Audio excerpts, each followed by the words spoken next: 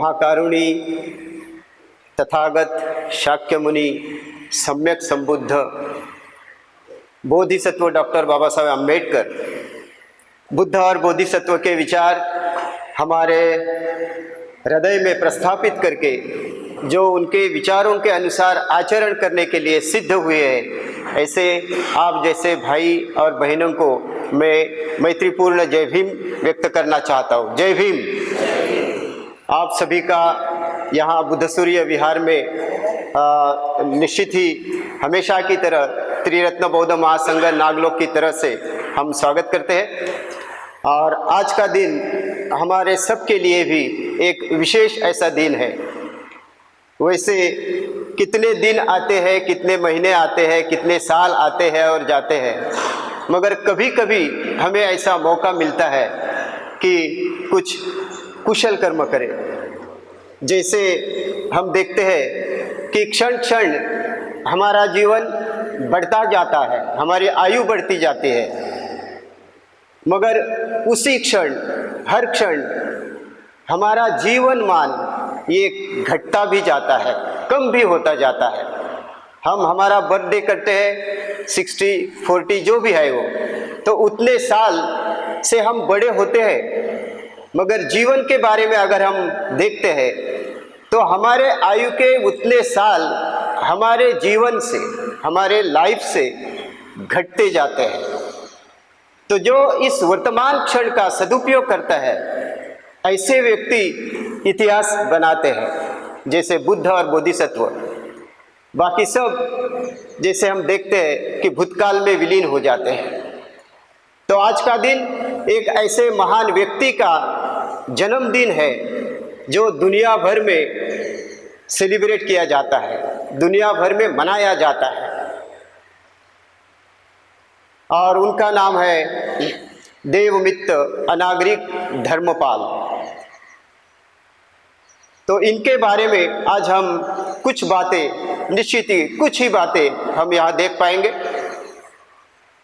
तो सर्वप्रथम हम सभी उनको, उनके स्मृति को वंदन करते हैं और अनागरिक जयंती की आप सभी को शुभेच्छा भी देते हैं। तो भाई और बहनों, ये भूमि, ये विश्व बुद्ध और बोधिसत्व के बिना कभी खाली नहीं होगा। ये प्रत्यक्ष बुद्ध वचन है। जैसे अन्य संप्रदाय में भी कहा गया है कि जब कोई संकट की घड़ी आती है तब कहीं ना कहीं से महामानव या महापुरुष निर्माण होते हैं। बाबा साहब इस बारे में कहते हैं, जो ऐसे कहते हैं कि महापुरुष का जन्म कहाँ होता है या महापुरुष कैसे निर्माण होते हैं, ऐसा बाबा साहब को एक सवाल पूछा गया। तो बाबा साहब कहते हैं कि कुछ लोग कहते हैं कि अगर परमेश्वर की इच्छा हुई तो महापुरुष निर्माण होता है। बाबा साहब दूसरे एक व्यक्ति का उदाहरण करते हुए, एक व्यक्ति ने जैसा कहा है उसको कहते हुए कहते हैं, कुछ लोग ऐसे कहते हैं कि उस विभाग की भौगोलिक और ऐतिहासिक परिस्थिति अगर निर्माण हुई तब वहाँ महापुरुष निर्माण होते हैं। तो कुछ लोग ऐसे कहते हैं कि जहाँ कोई समस्या हुई या आर्थिक परिस्थिति के कारण कहीं कहीं महापुरुष निर्माण होते हैं। स्वयं बाबा साहब कहते हैं कि महापुरुष ये सर्व सामान्य व्यक्ति के जैसा ही जन्म धारण करते हैं, मगर वो महापुरुष तब बनते हैं जब उनके मन में, उनके दिल में या हृदय में बहुतों के प्रति, बहुजनों के प्रति एक करुणा निर्माण होती है। एक मराठी में जिसे कहते हैं तळमळ निर्माण होती है, अनुकंपा निर्माण होती है उनके मन में।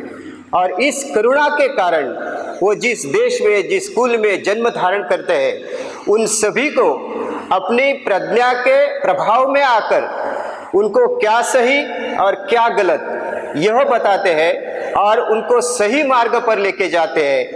इस तरह से महापुरुष बनता है, ऐसे बाबा साहब कहते हैं। स्वयं बुद्ध भी इसी बात को शाक्यमुनि बुद्ध कहते हैं,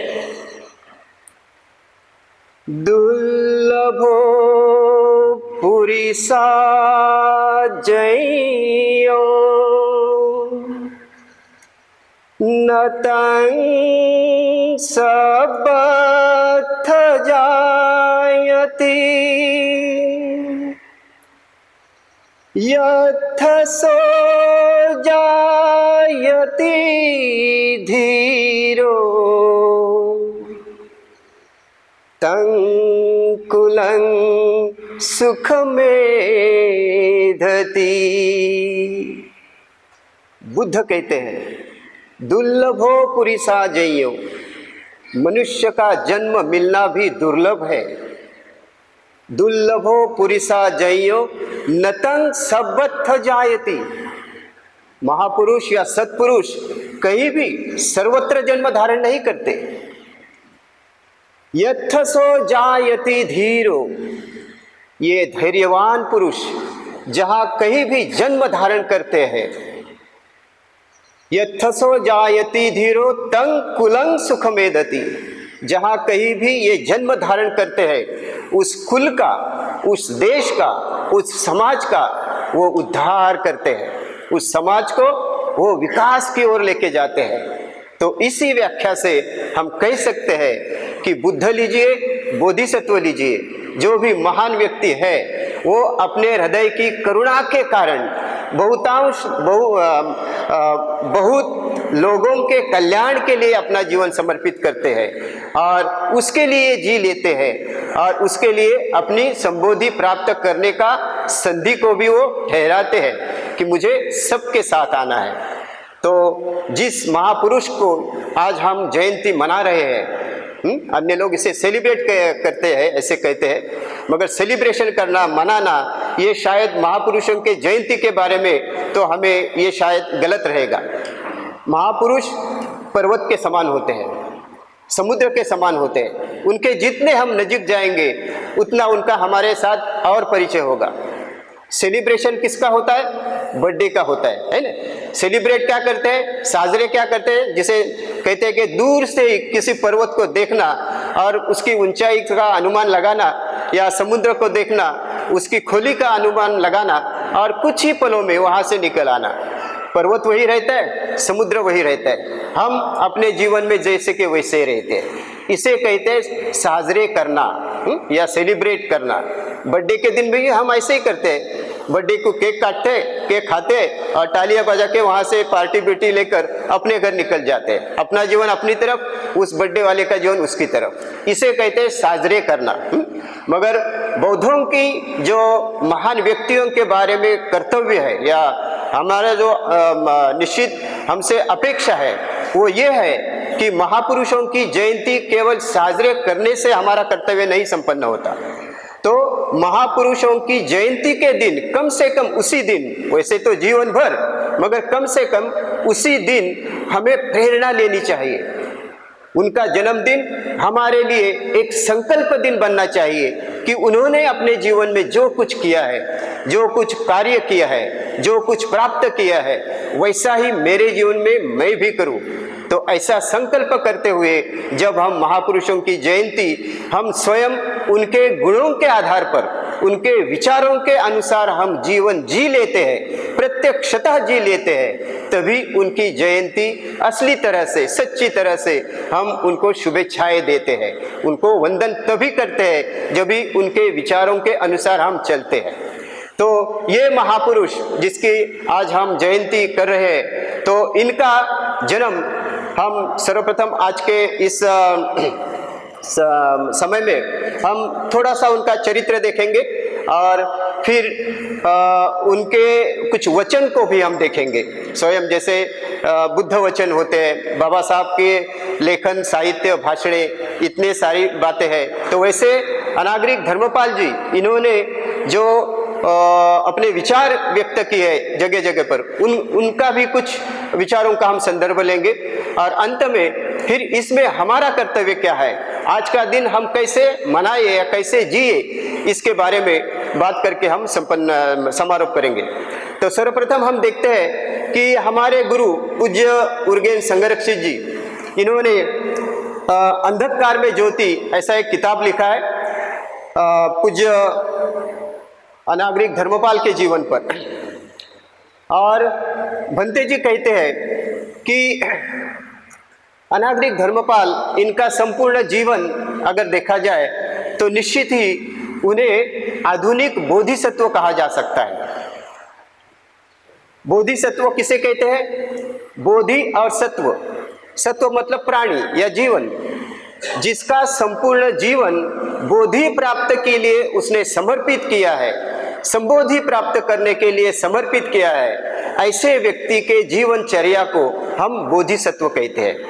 जैसे डॉक्टर बाबा साहेब अम्बेडकर जी को हम बोधिसत्व कहते हैं, वैसे ही आधुनिक समय में, आधुनिक काल में हम देख सकते हैं कि इसी समय में भी हम देख सकते हैं, जैसे दलाई लामा है, जैसे हमारे पूज्य कल्याण मित्र उर्गेन संघरक्षित जी है, बाबा साहब तो है ही, वैसे ही देवमित्र अनागरिक धर्मपाल, इनकी जीवनचर्या हमें देखने को मिलती है, पढ़ने को मिलते हैं। हमने शायद उनको देखा नहीं, मगर जो भी उनके बारे में लिखा गया है तो उसको देखते हुए स्वयं भंते जी संघरक्षित ही स्वयं कहते हैं कि उन्हें हम आधुनिक बोधिसत्व कह सकते हैं। और फिर बोधिसत्व कभी बनते हैं लोग? 10 पारमिताओं का पालन करके।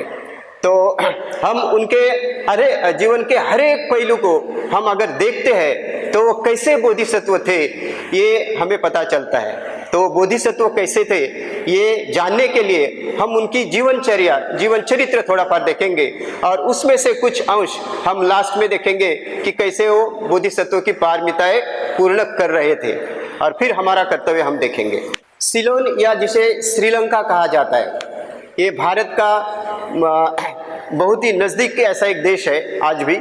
जैसे भारत की परिस्थिति थी स्वतंत्र पूर्व काल में या 18वीं शताब्दी में, 19वीं शताब्दी में, वैसे ही श्रीलंका में भी परिस्थिति थी। श्रीलंका में इंग्रज, डच, पोर्तुगीज, अन्य साम्राज्यवादी जो लोग थे वो अलग अलग देशों में जाकर वहाँ अपना साम्राज्य निर्माण करने के लिए उन पर दहशत, उन पर अन्याय, उन पर गुलामी, ऐसे अलग अलग तरह से उनको अपने अंकित कर लेते थे।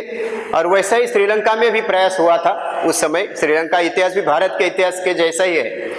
तो उस काल में जब श्रीलंकन जो मूलतः बौद्ध थे, उनको भी अपने बच्चों का या अपने कोई भी आपत्ति हुआ तो उसका नाम रखने का भी स्वतंत्र नहीं था। जो भी कोई श्रीलंका में जन्म धारण करता था उसको अपने नामकरण के लिए क्रिश्चियन चर्च में जाना पड़ता था, और चर्च में उसका जो नाम हो वो उसका नाम डिक्लेयर हो जाता। तो वो नाम मिलता था, या तो कोई इंग्लिश नाम मिलता था, या अगर वो पुर्तगाल का नाम मिलता था। तो इस तरह से बौद्ध होने के कारण ही, श्रीलंकन होने के कारण भी उनको अपना नाम स्वयं देने की या रखने की वहाँ स्वतंत्र नहीं था। क्रिश्चियन धर्म का प्रभाव या क्रिश्चियन धर्म में धर्मांतर करने के लिए बहुत सारे प्रयास किए जाते थे। जो मूलतः बौद्ध थे, जो मूलतः हिंदू भी थे शायद, तो उनको भी जबरदस्ती से क्रिश्चियन करने की वहाँ योजना चल रही थी। तो ऐसे समय में श्रीलंका में एक ऐसा व्यक्ति का उदय हुआ। तो जैसे भंते जी कहते हैं कि उस अंधकार के काल में अनागरिक धर्मपाल मतलब एक ज्योति के स्वरूप उन्होंने जन्म धारण किया, और ज्योति जैसी प्रकाश देती है जहाँ होती है वहाँ, है कि? तो वैसे प्रकाश उन्होंने अपने भाई और बहनों को, श्रीलंकन भाइयों को दिया, बहनों को दिया। और केवल श्रीलंका ही नहीं तो संपूर्ण भारत, हम कह सकते हैं कि जापान, इंग्लैंड, रशिया, ऑस्ट्रेलिया इत्यादि देशों में भी जाकर 19वीं शताब्दी में, 18वीं 19वीं शताब्दी में उन्होंने धम्म प्रचार और प्रसार किया है। तो उनके बारे में हम जानते हैं। तो उनका जन्म 17 सितंबर 1864 में 64 में हुआ है। और उनका जन्म के पहले ही, जैसे हम सिद्धार्थ की माता का वर्णन देखते हैं कि बोधिसत्व उनको जब याचना करते हैं कि मुझे जन्म धारण करना है, क्या आप मेरी माँ बनेगी? तो बोधिसत्व ने उनको माँ इसलिए चुना था कि उनके पूर्व जीवन के कुछ पुण्य संचय था। इसी जीवन में भी हम देखते हैं कि महामाया गर्भधारणा के पहले ही, पहले महीना भर से वो दान धर्म करती थी, शुद्ध होकर, मतलब शारीरिक मानसिक वाचिक शुद्धता करके वो अच्छे मन से दान धर्म किया करती थी, और इसका स्वरूप उनको आगे जाके सब मन में उनके निर्माण होता है, और फिर बोधिसत्व उन्हें याचना करते हैं और उनके गर्भ में वो प्रवेश करते हैं और महामाया सिद्धार्थ को जन्म देते हैं। तो वही संकल्पना, वही अनुभव हमें यहाँ भी मिलता है। उनकी माता का नाम था मल्लिका। तो विवाह होने के बाद, अर्थात उनके पिता का नाम था डॉन कैरोलिस हेवा वितरणे, ऐसे उनके पिता का नाम था। तो ये दोनों की शादी होने के बाद ये जो मल्लिका देवी है, ये मेरे कोख से ऐसा पुत्र का जन्म हो, मैं ऐसे पुत्र को जन्म दूं कि जो इस अंधकार में श्रीलंका में प्रकाश दिखाएगा और बुद्ध धम्म के नजीक या बुद्ध के प्रभाव में श्रीलंका में पुनः बुद्ध धम्म का प्रचार प्रसार होगा और वो करेगा, ऐसा पुत्र मैं चाहता हूँ। ऐसे विचार उनके मन में हमेशा आते थे। और ऐसा वर्णन हमें मिलता है कि हर रोज सूर्योदय होते ही, सूर्योदय के पूर्व ही वो अपने हाथों में प्लेट लेकर उसमें 5 मोमबत्तियां का प्रकाशित करके वो विहार में जाती, वहाँ धूप दीप अगरबत्ती अर्पण करती और मनोभावे वहाँ से पूर्ण वंदना पठन करती, और शुद्ध विचार से अपने घर आने के बाद शाम को भी अपने ही घर में जो बुद्ध रूप था उसकी भी पूजा वंदना करके वो अपना दिन गुजरती थी। तो उनके जन्म के पूर्व से ही उनके माता के जो संस्कार थे वो इस तरह से और उनका जन्म होने के बाद भी हम देखते हैं कि उनकी माता जैसे उन्होंने स्वयं आचरण किया था धम्म का आचरण, वैसे ही अपने इस पुत्र को भी धम्म के आचरण के लिए प्रेरणा देती थी। वो उनको लेके विहार में जाती और उसको वंदना पठन करने के लिए वहाँ कहती, और घर में भी जो पंचशील है वो पंचशील पालन के लिए वो बहुत ही कटिबद्ध थी। अगर थोड़ा भी कहीं इस बालक ने शीलभंग किया या झूठा बोला या कहीं किसी को कठोर बोला तो भी ये मल्लिका देवी अपने पुत्र को डांटती और उसको शिलाचरण के लिए शिलाचरण करने के लिए प्रेरणा देती थी। तो ऐसे माता के संगोपन से ये जो डेविड है ये उसका बालपन गुजरा हुआ है। और हम आगे देखते हैं कि जैसे हम संस्कार करते हैं, जैसे विचार करते हैं, वैसे ही बनते हैं। तो अत्यंत उनका जो बचपन है, ये बचपन भी श्रीलंकन जैसी परिस्थिति, प्रतिकूल परिस्थिति थी, उसी में उनका गुजारा। जिस स्कूल में वो गए थे उनका शिक्षा के लिए, वहाँ भी उनको जो टीचर थे, क्रिश्चियन टीचर थे, और बाइबल की जो पढ़ाई थी उसके बारे में आग्रह किया जाता था। एक बार तो उन्हें ऐसा कहा गया कि उनके पास जो किताब थे, शायद 4 आर्य सत्य का किताब वो पढ़ रहे थे डेविस, तो वो किताब वो क्रिश्चियन टीचर ने देखा तो ये 4 आर्य सत्य का किताब है, बुद्धिज्म का किताब है। तो उसको देखते ही उन्होंने उस किताब को अपने टीचिंग क्लास से बाहर फेंक दिया।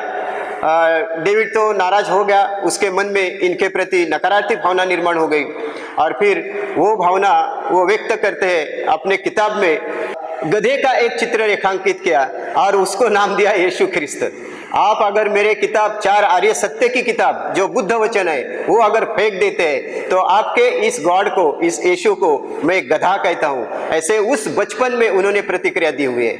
जैसे हम बाबा साहब के जीवन में भी देखते हैं कि बाबा साहब को बंडखोर कहते थे ना बचपन में, वो कभी भी किसी भी तरह का अन्याय अत्याचार सहन नहीं करने वाले होते थे। तो ऐसे ही इस डेविड ने बचपन से ही अपने मन में ऐसे विचार निर्माण किए थे कि किसी के अन्याय के प्रति मैं उसको उस प्रभाव में नहीं आऊँगा, और जहाँ अन्याय होगा वहाँ मैं प्रतिकार करूँगा। तो श्रीलंका जो परिस्थिति थी वो ऐसी परिस्थिति में इस बालक का परवरिश होती है। और आगे हम देखते हैं कि उसी स्कूल में जब वो बड़े हो जाते हैं पढ़ाई करने के बाद कुछ, तो बुद्ध जयंती जो वैशाख पूर्णिमा हम कहते हैं उसकी छुट्टी जागतिक दुनिया में सभी देशों में छुट्टी मिलती थी, बौद्ध राष्ट्रों में भी मिलती थी, मगर श्रीलंका बुद्धिस्ट राष्ट्र तभी इसके पूर्व में होते हुए भी अंग्रेजों के अतिक्रमण के बाद बौद्ध या बुद्ध की जो छुट्टी थी वो उन्हें नहीं मिलती थी। तो इस बालक ये अपने टीचर के पास गया और उनको कैलेंडर दिखाया कि कल और परसों 2 दिन मुझे छुट्टी चाहिए, हमारी बुद्ध पूर्णिमा है, वैशाखी पूर्णिमा है और हमारा हक है ये छुट्टी मिलने का। तो जो क्रिश्चियन उसके टीचर थे वो उसको बहुत ही कठोर शब्द से कहते हैं कि आपको छुट्टी नहीं मिलेगी, ये हमारे छुट्टियों के लिस्ट में नहीं है। तो फिर कुछ भी नहीं करते हुए वो अपने डेस्क पर जाते हैं, अपनी किताब लेते हैं और उस टीचर के सामने ही सीधे क्लास से बाहर चले जाते हैं। और 2 दिन के बाद जब वो आते हैं क्लास में तो निश्चित ही उनको बहुत सारी मार पड़ती है, उनकी पिटाई होती है, फिर भी वो उसको सहन लेते हैं। और दूसरे साल भी, तीसरे साल भी ऐसे करके जब तक वो उस स्कूल में थे तो 3 साल वो ऐसे ही स्वयं टीचर के पास जाके छुट्टी मांगते और नहीं देने की वजह से स्वयं छुट्टी लेकर अपनी बुद्ध जयंती मनाने के लिए जाते थे। तो इस तरह से उनका बचपन या उनकी पढ़ाई होती रही। और आगे जाके हम देखते हैं कि अपने पिता के ही साथ उनके पिता भी बहुत ही, जैसे हम कहते हैं कि धार्मिक प्रवृत्ति की थे। और ऐसा लिखा गया है पूज्य वर्गीय संघरक्षी जी ने इस अंधकार के ज्योति में, वो जब 8 साल के थे तभी उनके पिता उनको एक विहार में लेके गए और उस विहार की वो परिस्थिति, वहाँ के भिक्षु, वहाँ की वंदना, वहाँ की ध्यान साधना, यह देखकर इस बालक के मन में एक प्रेरणा निर्माण होती है कि मुझे भी ऐसा ही बनना है। तो उसी दिन उसी वक्त वो उसके पिताजी और वो बालक भी ऐसा कहते हैं अपने मन में कि मैं भी आज से ब्रह्मचर्य का पालन करूंगा, मतलब श्रेष्ठ जीवन जीने का मैं संकल्प करता हूँ, ऐसे उन्होंने घोषणा की। और हम आगे देखते हैं कि उनकी उम्र जब 20 साल की होती है तो वो स्वयं अनागरिक बनते हैं, मतलब गृह त्याग करते हैं, स्वयं तथागत सम्यक बुद्ध के तरह वो स्वयं अपना गृह त्याग करते हैं और बुद्ध धम्म के प्रचार प्रसार के लिए अपना जीवन समर्पित करते हैं। इस तरह से हम देखते हैं कि उनकी पढ़ाई, उनका बचपन जिस परिस्थिति से गया उसी के कारण वो एक जिसे हम कह सकते हैं कि प्रतिक्रिया नहीं कहेंगे मगर बंडखोर वृत्ति जिसे कहते हैं, अन्याय के सामने झुकूंगा नहीं, ये बात उनके मन में थी और अंग्रेजों के दबाव में वो कभी नहीं आए और बुद्धिज्म का प्रभाव उन पर तो जो था वो विकसित होता गया और आगे जैसे वर्णन हमें मिलते हैं वो अनागरिक बन गए। और तभी से विशेषतः इंग्लिश जो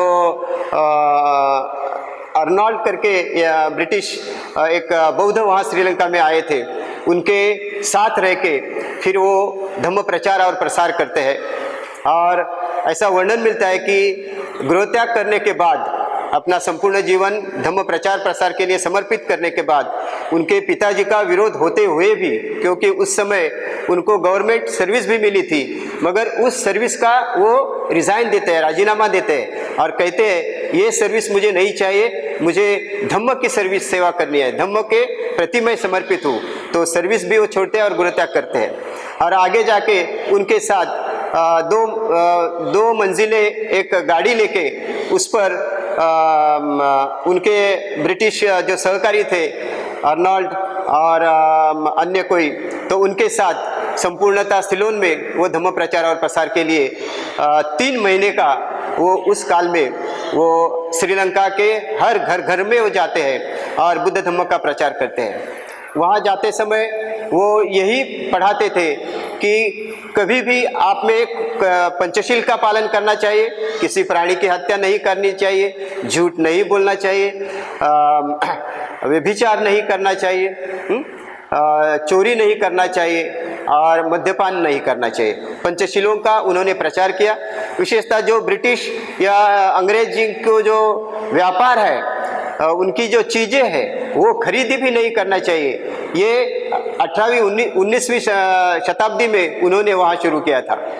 तो निश्चित ही हम देखते हैं कि इसके बाद भारत की जो स्वतंत्र मुहिम हुई इसके बाद शुरू हुई, मगर उसके पहले ही उन्होंने ब्रिटिशों के खिलाफ एक अलग तरह से आध्यात्मिक और सामाजिक जो युद्ध कहते हैं उसकी शुरुआत अनागरिक धर्मपाल जी ने की। और आगे हमें वर्णन मिलता है कि उनके जीवन में बहुत सारा उनका जीवन अन्य देशों में जाकर धम्म का प्रचार और प्रसार करने के लिए जाता है। उनको बीच में मेरी फोस्टर जो बहुत ही दानी भगिनी थी, उनका भी मदद हो गई। उनके स्वयं के पिताजी थे, वो उन्होंने भी अपनी संपूर्ण संपत्ति इस अनागरिक धर्मपाल के धम्म प्रचार और प्रसार के लिए धर्मपाल ट्रस्ट करके जो नियोजन किया था उसको समर्पित की। और बाद में अंत में हम देखते हैं कि इन्होंने स्वयं भी अपनी संपूर्ण संपत्ति मृत्यु के बाद भी धर्मपाल ट्रस्ट को दी हुई है।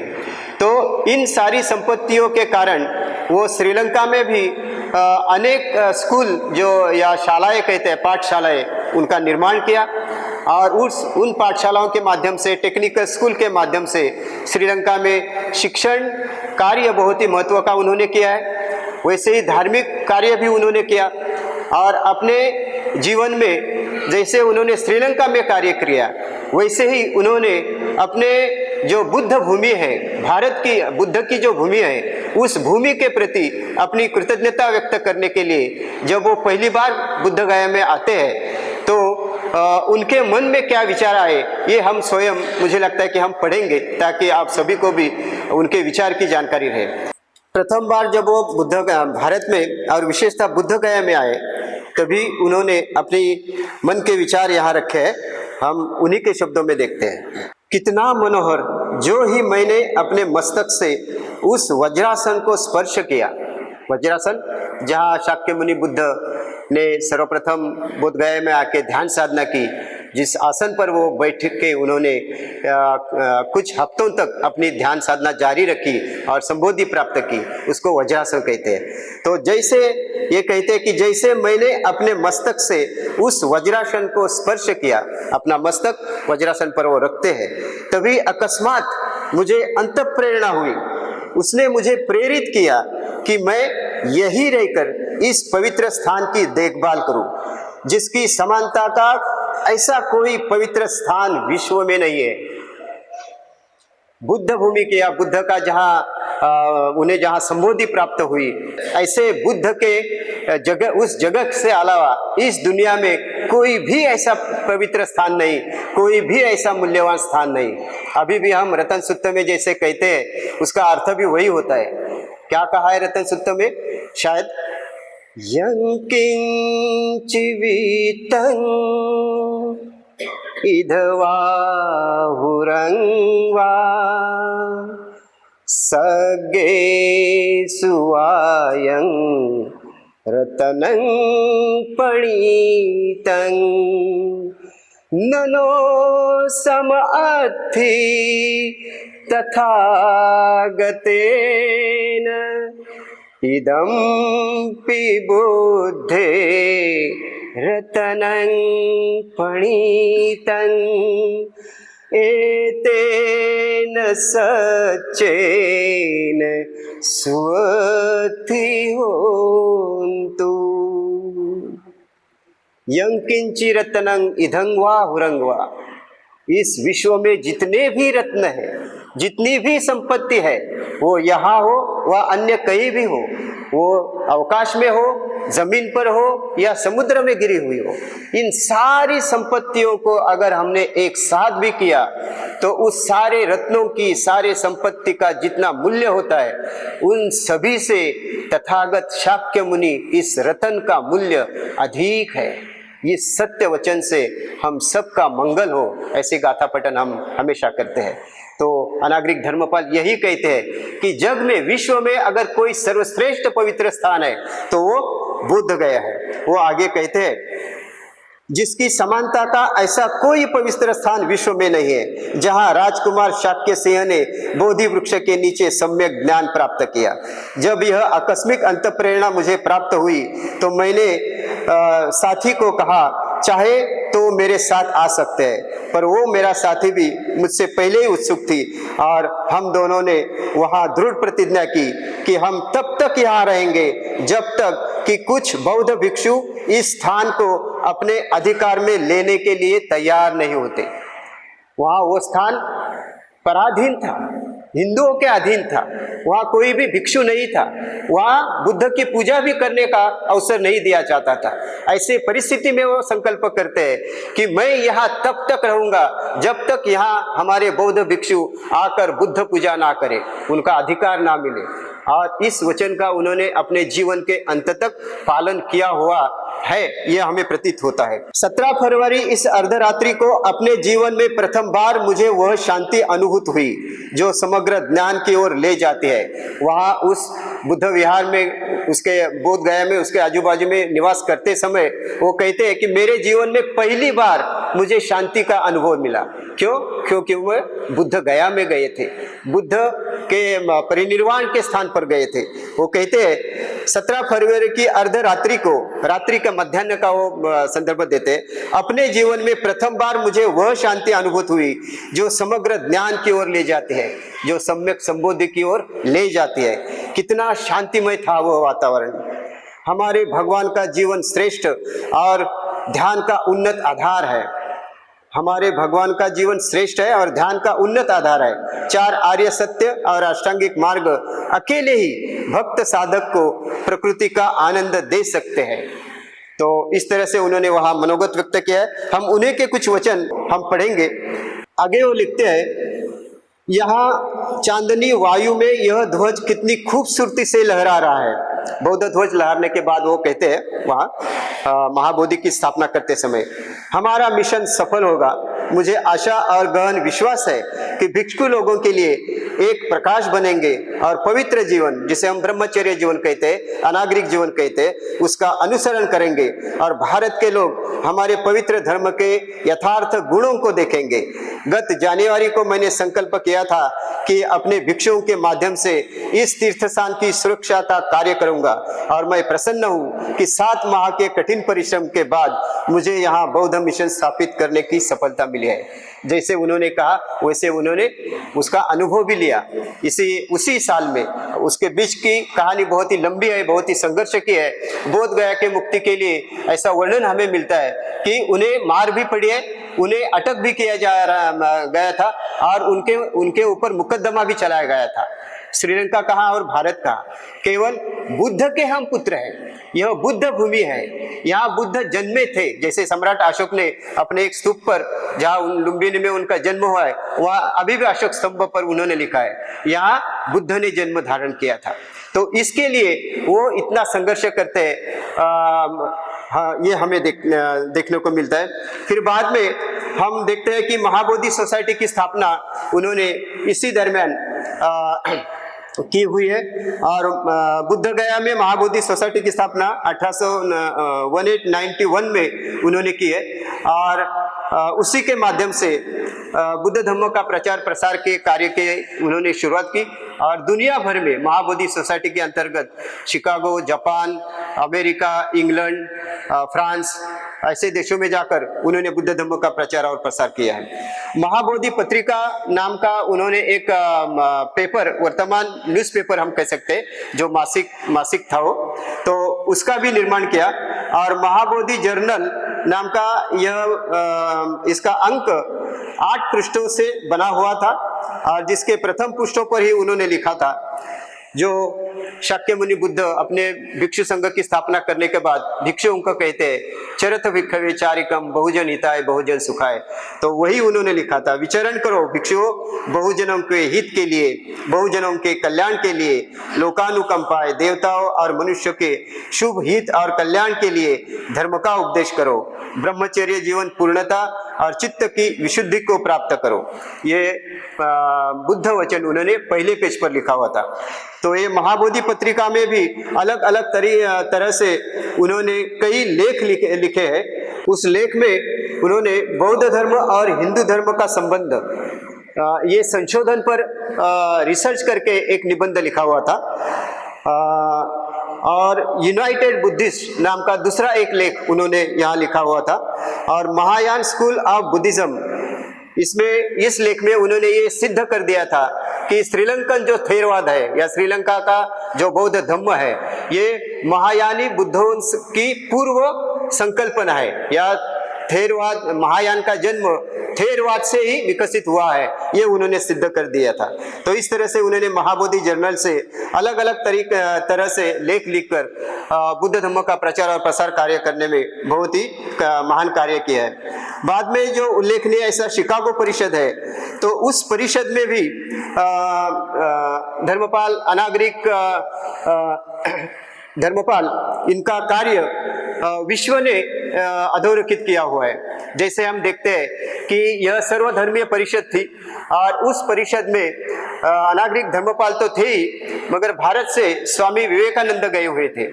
तो एक्चुअली विवेकानंद का वक्ताओं में नाम नहीं था। तो अनागरिक धर्मपाल अपने समय में से कुछ समय उनको देते हैं और आयोजकों को याचना करते हैं कि मेरा 10 मिनट का या कुछ समय है वो इनके लिए मैं देता हूं, तो उनको भी समाविष्ट कीजिए। जो हिंदू धर्म आज हम देखते हैं अपने भारत में, अभी यहाँ आज भी कोई अलग परिस्थिति है ऐसा निश्चित ही कहा नहीं जा सकता। आज भी हमारा जो महाबोधि विहार है वो हमारे संपूर्णता प्रशासन में या यंत्र अधिकार में नहीं आया हुआ है। वहाँ हमारे 5 प्रतिनिधि रहते हैं और अन्य लोगों के 5 प्रतिनिधि रहते हैं और 1 शासकीय प्रतिनिधि रहते हैं। इस तरह से केवल 5 लोगों का ही अपनी वहाँ मेंबरशिप है और बाकी के 6 लोग ये अन्य धर्मियों से है। तो इस तरह से आज भी भारत में हम देखते हैं कि हिंदू धर्म के जो लोग हैं, जो समाज है, वो कैसा आज भी ग्रामीण भागों में अगर देखते हैं तो हमें उसका अनुभव मिलता है कि उनकी जो पूर्व संकल्पना थी वर्णाश्रम की, जातीयवाद की, वो कैसे अब भी जीवित है।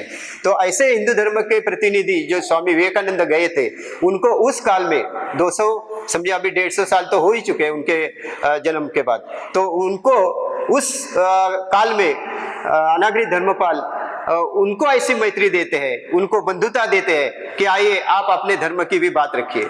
और फिर आगे हमें ऐसा वर्णन मिलता है कि उस परिषद में अनागरिक धर्मपाल जी ने जो भाष्य किया है, उस भाष्य से उनको ऐसा कहा गया उस परिषद के बाद कि अनागरिक धर्मपाल ये जैसे कि स्वयं यीशु ख्रिस्त ही है, क्योंकि वहाँ पूर्ण समुदाय तो क्रिश्चियन ही था, शिकागो में है ना, क्रिश्चियन धर्म था।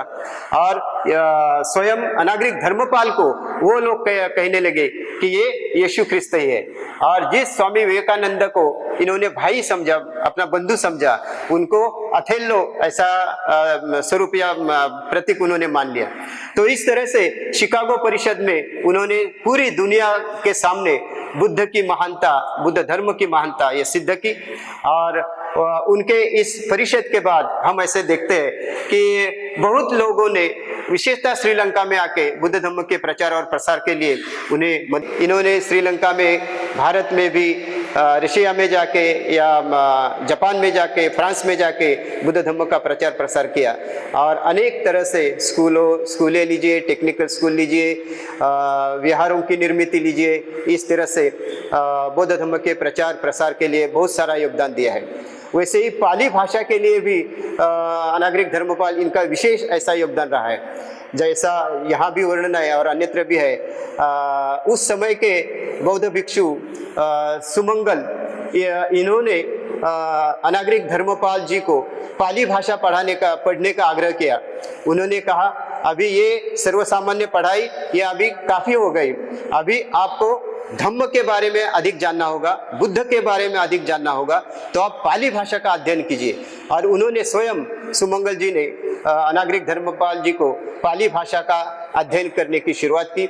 और आगे हम जैसे देखते हैं कि पाली भाषा का अध्ययन करने के बाद स्वयं जो बुद्ध कोश रहता है, शब्दकोश रहता है, जो सिंहली और पाली, सिंहली और इंग्लिश ऐसा ट्रांसलेशन स्वयं अनागरिक धर्मपाल जी ने किया है। जो एक पाली विद्वान अल्बर्ट ऐसा उनका नाम है, उन्होंने लिखा था, उसका ट्रांसलेशन शब्दकोश का अनागरिक धर्मपाल ने किया है। और कितने सारे सूत्रों का ट्रांसलेशन जो सिंहली भाषा में, जो पाली भाषा में था, वो सिंहली भाषा में धर्मपाल अनागरिक जी ने किया है। तो इस तरह से उनके इस योगदान के तहत उनका जन्मदिन आज विशेषतः सभी दुनिया में पाली भाषा का गौरव दिन करके उसको मनाया जा रहा है। पाली भाषा 11वें दिन, ऐसा उसको पाली में कहा जाता है। तो अन्यत्र सभी पाली भाषा के कई कार्यक्रम, पाली भाषा का महत्व, पाली भाषा पढ़ने के लिए योजनाएं, पाली भाषा बोलने के लिए लोगों को मदद करने के प्रयास आज भी किए जाते हैं। मुझे कहने में हर्ष हो रहा है कि हम भी इसी नागलोक में शायद आने वाले दिनों में पाली भाषा पढ़ने के लिए एक स्वतंत्र क्लास यहाँ शुरू करना चाहते हैं, जिसमें हम पाली का ग्रामर भी पढ़ेंगे, पाली की वाक्य रचना पढ़ेंगे, पाली के टेंसेस कैसे रहते हैं, वर्तमान काल, भूतकाल, ये भी पढ़ेंगे। हम पाली में संवाद कर सकते हैं, हम धम्म लिपि में लिख सकते हैं। इतनी सारी तैयारी हम इस क्लास में लेने वाले हैं। तो अगले कुछ ही दिनों में हम इस क्लास का नियोजन कर रहे हैं। आप अभी भी अपने नाम यहाँ बाहर टेबल पर जो बैठे हैं उनके पास दे सकते हैं, अगर आप इच्छुक है तो इस तरह से इस पाली भाषा का, उनका जन्मदिन पाली भाषा 11वें दिन कह के सम्मानित किया जाता है। और इनके कार्य के बारे में अगर हम कहने गए तो जीवन चरित्र तो हम पूरी तरह से पढ़ भी नहीं पाएंगे, कम से कम समझ तो पाएंगे। तो मेरी विनती है कि आप सभी शिक्षित है तो अंधकार में ज्योति ये ग्रंथ जो है पूज्य भंते उर्गेन संघर्ष जी ने लिखा है, वहाँ उनका संपूर्ण चरित्र लिखा हुआ है डिटेल में, आप उसको भी पढ़िए। और इनके जीवन से, जैसे भंते कहते हैं कि ये बोधिसत्व कैसे थे, वो एक मुद्दा देखेंगे और अंत में हमारा कर्तव्य हम देखेंगे। अनागरिक धर्मपाल ये आधुनिक बोधिसत्व कैसे थे, ये कहते हुए भंते जी वहाँ लिखते हैं कि जो बोधिसत्व होता है उसको 10 शीलों का पालन करना, 10 पारमिताओं का पालन करना होता है। तो 10 पारमिताओं को केवल एक ही पारमिता हम देखेंगे। पारमिता की शुरुआत दान से होती है। जैसे आप जानते हैं दान पारमिता मतलब दान भावना का अत्युच्च विकास करना, जिसे 3 तरह की पारमिता होती है, दान पारमिता, और जिसे हम कहते हैं कि परिपूर्ण पारमिता, है कि नहीं। तो अलग अलग 3 स्तर उसके होते हैं। तो दान पारमिता मतलब कुछ अपने पास जो चीजें हैं उनको देना, ये इसकी प्राथमिक पारमिता है। अपने शरीर के अवयव देना है, ये उसकी उच्च स्तर की पारमिता है। और अपना जीवन दान देना है या धम्मदान देना है, इसको कहते हैं अत्युच्च पारमिता। तो ऐसे 3 प्रकार की पारमिता है। तो ये दान पारमिता अनागरिक धर्मपाल जी ने कैसे की, इसका उदाहरण हम देखेंगे और फिर अंत समारोह की तरफ जाएंगे। वैसे एक तो दान, शील, नैष्कर्म्य, अधिष्ठान, मैत्रीय इत्यादि जो 10 पारमिता है, वो बहुत सारों का विश्लेषण भंते जी ने यहाँ किया है इसी किताब में, आप भी देख सकते हैं।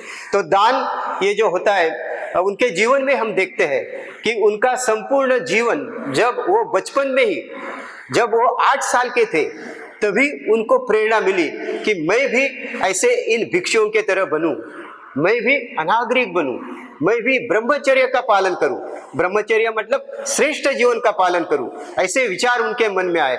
और उसी क्षण से उन्होंने अपना जीवन इस पारमिताओं को पालन करने की तरफ मोड़ लिया। आगे हम देखते हैं कि उनका जितना भी धन मिला उनको, उनके पिताजी ने उनकी सारी संपत्ति उनके धम्म प्रचार प्रसार के दी।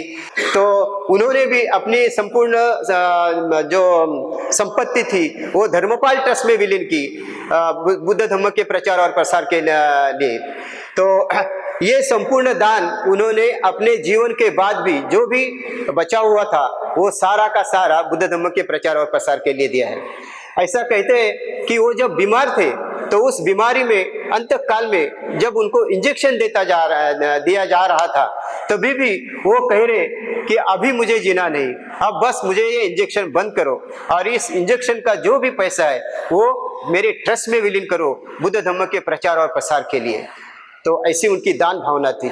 आगे हम देखते हैं कि जीवन के बारे में भी वो कहते हैं कि मेरा जीवन यहाँ तक तो मैंने अभी बुद्ध धम्म के प्रचार प्रसार के लिए कार्य किया है, मगर आगे भी मैं चाहता हूँ कि मैं 25 बार जन्म धारण करूँ बुद्ध धम्म का प्रचार और प्रसार करने के लिए। ये कितनी उदात्त भावना है। 25 बार मुझे जन्म लेना पड़ा तो भी मैं जन्म लूंगा बुद्ध धम्म के प्रचार और प्रसार के लिए। तो धम्मदान की ये सर्वश्रेष्ठ संकल्पना उनके मन में थी। तो जो धम्मदान है वो सभी दानों से श्रेष्ठ कहा जाता है। धम्मदानं सब दानं जिनांति, सभी दानों में धर्मदान ये श्रेष्ठ दान है। उनके संपूर्ण जीवन में हम कह सकते हैं, जब से वो 20 साल के उम्र में थे, उन्होंने अनागरिक स्वयं को घोषित किया, गृह त्याग किया, तभी से तो उनके निर्वाण तक, उनके मृत्यु तक सारा समय उन्होंने बुद्ध धम्म के प्रचार और प्रसार के लिए अर्पित किया हुआ हम देखते हैं।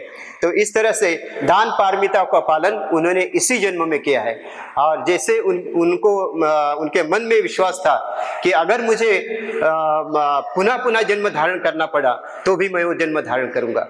तो इससे हम कह सकते हैं कि उनकी पारमिताओं का पालन करने की जो पराकाष्ठा थी वो कितनी अत्युच्च कोटि की थी। तो निश्चित ही बाकी शील है, दान, शील, निष्कर्म, निष्कर्म मतलब त्याग करना, वैराग्य की भावना है ना। तो ये तो उनके जीवन में बचपन से ही थी। 8 साल के थे तभी से वहां लिखा है कि तभी से वो अल्प भोजन करते थे, अल्प निद्रा लेते थे, तभी से वो बहुत ही सादे सुदा, जिसे हम सादगी का जीवन कहते हैं, वो जीवन जी लेते थे। और अनागरिक करके, गृहत्याग करके उन्होंने अपनी सारी संपत्ति का दान इसी के लिए दिया है। तो कौन सा भी शील लीजिए, कौन सी भी पारमिता लीजिए, उन्होंने अच्छी तरह से पूर्ण की है। ये भंते जी ने भी यहाँ स्पष्ट किया, तो उन्हें हम बोधिसत्व कहते हैं। तो ऐसे बोधिसत्व का संपूर्ण जीवन चरित्र हमें पढ़ने को मिलता है। तो इस तरह से बाद में हम अंत में देखते हैं कि बीमारी में ही उनकी मृत्यु हो गई। मगर मृत्यु के पूर्व वो अनागरिक तो थी, तो मृत्यु के पूर्व 1931 में उन्होंने सर्वप्रथम प्रवज्ञा धारण की और 1933 में उन्होंने उपसंपदा धारण की, मतलब वो भिक्षु बन गए। और बाद में 1934 में उनका देहावसान हो गया। तो मृत्यु के पूर्व वो एक भिक्षु बने और भिक्षु करके ही उन्होंने इस दुनिया का अंतिम जो निरोप है वो ले लिया है। तो इस तरह से इनका संपूर्ण जीवन, ये अनागरिक धर्मपाल जी का जीवन एक बोधिसत्व के रूप में हम देख सकते हैं, क्योंकि बोधिसत्व की चर्या जो अन्य लोगों के कल्याण के लिए, हित के लिए होती है, मंगल के लिए होती है, वैसे ही उन्होंने प्रयास किया और स्वयं जिए, इसलिए वो निश्चित ही आधुनिक बोधिसत्व थे। तो उनके जीवन के बहुत सारे पहलू अभी तक हमने इस 1 घंटे में तो निश्चित ही नहीं बता सकते, पढ़ भी नहीं सकते। फिर भी जो कुछ हमने देखा है तो उसके जरिए हम निश्चित ही उनके जीवन से क्या लेंगे, ये महत्व का सवाल है। चरित्र तो उनका है, उनका चरित्र केवल पढ़ने से हमें कोई लाभ होने वाला नहीं। हमें शायद, अगर हम जागरूक है, हम साजरे करने वाले नहीं है, अगर हम जीने वाले हैं उनके विचार के अनुसार, तो हमें संकल्प करना चाहिए, हमें प्रेरणा लेनी चाहिए कि मेरा जीवन कैसा चल रहा है। अपने देश की तो बात छोड़िए, अपने विभाग में अगर कहीं कोई बुद्ध विहार है तो उसके बारे में हम सजग है कि नहीं, ये हमें सवाल पूछना है। अपने बाजू में अगर कोई विहार बंद है, कोई विहार अगर झगड़े के कारण बंद है, तो उस विहार की जिम्मेदारी हमें लेना चाहिए। हम अनागरिक धर्मपाल को तभी अभिवादन कर सकते हैं, तभी उनके सच्चे शिष्य हम बन सकते हैं, जब हम भी किसी ना किसी विहार के चलाने में, विहार के निर्मित में हमारा कुछ ना कुछ योगदान दें।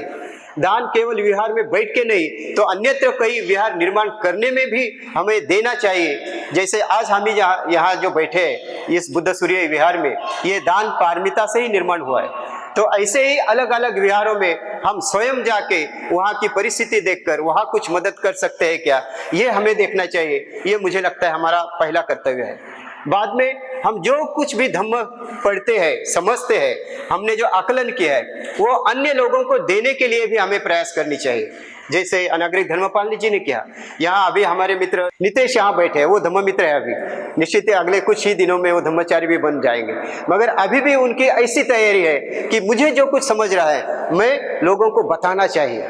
तो ऐसी ऊर्जा या ऐसी प्रेरणा हमने इस दिन लेना चाहिए। हमें केवल पंचशील समझता है ना, केवल पंचशील बताइए, मगर जो आपको समझ में आया है वो अन्य लोगों को भी समझाइए।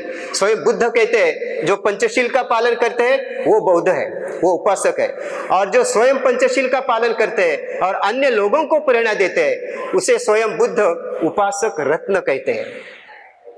हमें भी मौका है उपासक रत्न बनने का। तो चरित्र केवल पढ़ने के लिए नहीं, चरित्र बुद्ध चरित्र लीजिए, बोधिसत्व चरित्र लीजिए, ये उनके गुणों से प्रेरणा लेकर उनके जैसा जीवन जीने का संकल्प करने के लिए होता है। तो ऐसा हम संकल्प करें कि हमारे इसी जीवन में हम धम्म के प्रति गंभीरता से धम्म का आचरण करें, अनुसरण करें और अन्य लोगों को भी प्रेरणा दें। कुछ भंते जी ने लिखा है कि जो हमें धम्म पढ़ाते हैं उनके बारे में, जैसे अनागरिक धर्मपाल के बारे में हमारा कर्तव्य क्या होता है, तो भंते वहाँ कहते हैं, उन्होंने धम्मपद का एक संदर्भ दिया है, वो ऐसा है, यम्मा धम्मं विजानेयम् सम्मा संबुद्ध देशितं सकच्चं तं नमस्सेय अग्निहूतं ब्राह्मणो। भंते जी का यहाँ बुद्ध के वचन का संदर्भ देते हैं और कहते हैं जो हमें धम्म पढ़ाते हैं, जैसे अनागरिक धर्मपाल है, बोधिसत्व डॉक्टर बाबा साहब अम्बेडकर जी है, उनके कारण ही हमें बुद्ध मिला, इनके कारण ही हमें धम्म मिला, हमें बोधि विहार मिला। तो इनको हमें क्या करना चाहिए, नमस्सेय, हमें उनको नमस्कार करना चाहिए। नमस्कार कैसा होता है, नमस्कार करते समय हम अपने हाथ जोड़ते हैं, अपने सिर पर रखते हैं, अपने वाणी पर रखते हैं, अपने हृदय पर रखते हैं।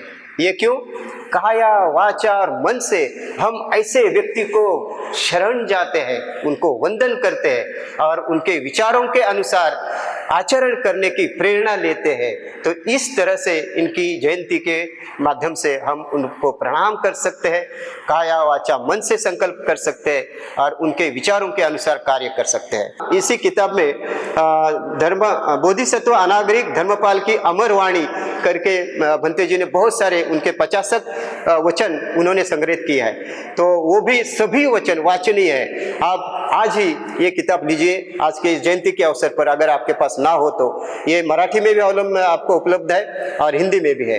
तो यहाँ मुझे अभी रुकना चाहिए। धन्यवाद आप सभी का, थैंक यू।